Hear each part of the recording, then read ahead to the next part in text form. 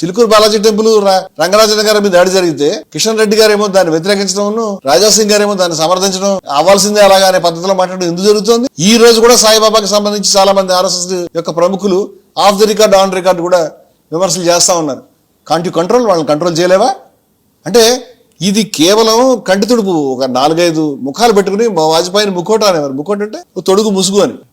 ఒక తొడుగు నవ్వుతూ ఉంటుంది మాస్క్, ఒక మాస్క్ తిడుతూ ఉంటుంది, ఒక మాస్క్ ఇలాగ అనుమానంగా చూస్తుంది, ఒక మాస్క్ బెదిరిస్తూ ఉంటుంది, ఒక మాస్క్ ప్రేమ కురిపిస్తూ ఉంటుంది. ఈ నాటకాలన్నీ వేరు. ఇదంతా పెద్ద డిజైన్ లో. అందుచేత మేము ఆర్ఎస్ఎస్ యొక్క నిజాయితీ విషయంలో శంకిస్తున్నాం. ఒక సాయిబాబా తత్వం పట్ల భక్తుడిగా, సాయిబాబా తత్వం యొక్క ప్రేమికుడు, ఒక దేశభక్తుడిగా, ఒక హిందూ మత అభిమానిగా, వీళ్ళు హిందూ సంస్థ కాదు, హిందూ మతం ఇలాంటి టెక్నిక్స్ లేవు, హిందూ మతం ఇలాంటి ద్వేషం లేదు, ఇలాంటి వల్గారిటీ లేదు, ఇలాంటి భాష లేదు, హిందూ మతంలో ప్రేమ మతంతో మరేవి లేదు. అంచేత మీరు చేసేది హిందూ వ్యతిరేకం, దేశ వ్యతిరేకం అని చెప్తున్నాం మేము. నేను కాదు సర్దార్ పటేల్ చెప్పాడు, నేను కాదు అనేక మంది మహానుభావులు చెప్పారు. అంచేత మీరు మీ పద్ధతి మార్చుకుంటే తప్పేమిటి? ఈ విషయాన్ని చెప్తున్నానంటే మురికిగుంట ప్రక్షాళన చేయమని అడుగుతున్నాను. భక్తులారా, ప్రజలారా, ఈ మురికి గుంటను ఇలాగే ఉంచుకుందామా? ఈ మురికి గుంట వల్ల మనకు సమస్య కాదా? దోవల్ని తిట్టి మురికి గుంటని పొగిడేటువంటి వాళ్ళని ఏమనాలండి? అమాయకులు అంటాను నేనైతే. ఇది మురికి గుంట అని చెప్పడానికి సిద్ధాంతం కావాలా, ఆచరణ కావాలా, ఏదైనా పట్టు చూడండి మీరు.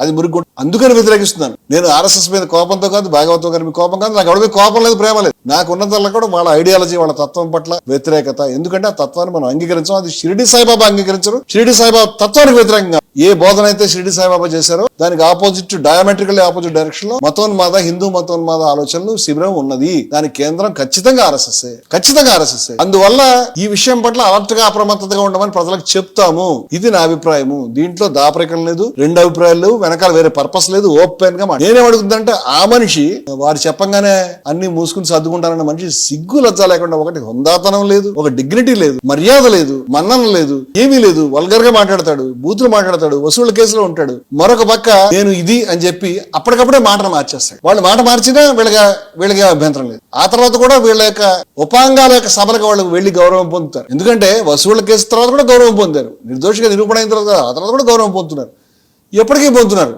దీన్ని ఒక డిజైన్ గా మేము చూస్తున్నాం. దీన్ని మేము అంగీకరించలేము. ఇది కాదు అని మీరంటే ఆర్ఎస్ఎస్ కి మేము ఓపెన్ గా అప్పీల్ చేస్తున్నాం. దయవుంచి మీ యొక్క మాటల యొక్క, మీరు యొక్క నిజాయితీని మీరు నిరూపించుకోండి. మీ సిద్ధాంతాలను ప్రక్షాళన చేయండి. మీ శ్రేణుల్లో ఇలాంటి విద్వేష భావాలను కింద నుంచి పైదాకా, మీ ప్రాతస్మరణీయుల జాబితాలో గాంధీ ఉన్నప్పుడు గాంధీకి వ్యతిరేకమైనటువంటి దుర్మార్గమైన ఆలోచన చేసే వాళ్ళ నుంచి దూరం జరగండి, ఖండించండి, దూరం పెట్టండి. వాళ్ళని మీ స్టాల్స్ లో దానికి వ్యతిరేకమైనటువంటి భావజాలను ప్రచారం చేయకండి. మీ పుస్తకాల షాపులు దొరుకుతాయి ఇవన్నీ కూడా అని నేను చెప్తున్నాను. ఇటువంటి బాధ్యత మాకు ఉంది కాబట్టి చాలా స్పష్టంగా చెప్పడం జరిగింది. అంతేగాని ఏదో ఆర్ఎస్ఎస్, చాలా మంది ఏమనుకుంటారంటే ఆర్ఎస్ఎస్ ని వ్యతిరేకించిస్తాడు కాబట్టి రణమూర్తి ఈ సందర్భంగా ఈ షిరిడి సాయి శిబిరంలో చేరి తన ఐడియాలజీని, లేదండి అలా చేయని. ఈ మధ్య కాలంలోనే చాలా ఛానల్స్, చాలా ఇంటర్వ్యూస్ లో నేను నిన్న మొన్న నెహ్రూని చంపేస్తే బాగుంటుంది, గాంధీని కాదని ఆ విమర్శ నన్ను అడిగితే ఓ ఛానల్ వాళ్ళు, తప్పమ్మా, పటేల్ గారికి, గాంధీ గారికి, నేతాజీ సుభాష్ చంద్రబోస్, నెహ్రూ కొన్ని రిలేషన్ అంటే చాలా వివరంగా డాక్యుమెంట్ రికార్డుతో సహా చెప్పారు. ఆ విమర్శ తీసుకొచ్చి నేను సాయిబాబా సభల్లో చెప్పలేదే.